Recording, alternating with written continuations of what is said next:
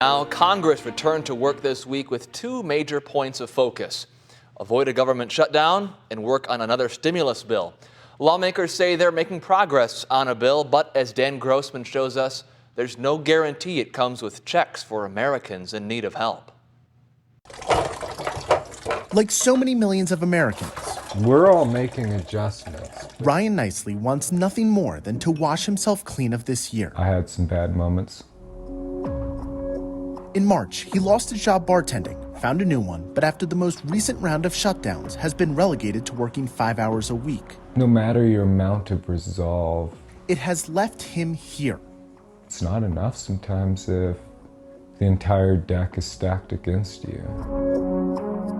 He's in the only apartment he could find for under $1,000 a month, swiping his credit card to keep food on the table as he waits for unemployment to carry him through the congressional latency period we find ourselves in right now. There's so many different things that could easily be changed just a little bit to give us just that one step up to get ahead a little bit.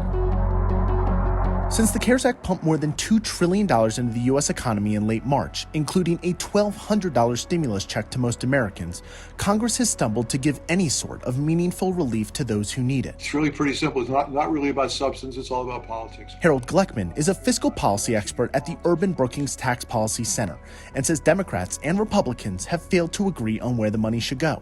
Republicans want a smaller package, while Democrats want a larger one that gives money to cities who have been hit by declining tax revenue. Look, Americans could hardly be more cynical about government and its inability to act.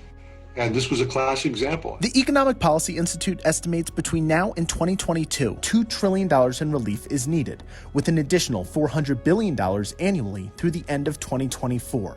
Despite those numbers, Gleckman says he thinks the prospect of a new bill with stimulus checks is bleak at best until President-elect Joe Biden is sworn into office on January 20th. I think the best bet is that they'll make an effort at this. They will fail sometime in the next week or so. Probably the last minute on December 10th, Congress will pass a budget bill and then go home. For Ryan, it's another letdown. It's not like I need a lot or even want a lot. Empty words, as he says, from people who he thinks have given folks like him far too many already. I just want, more than anything, to be represented by people that understand.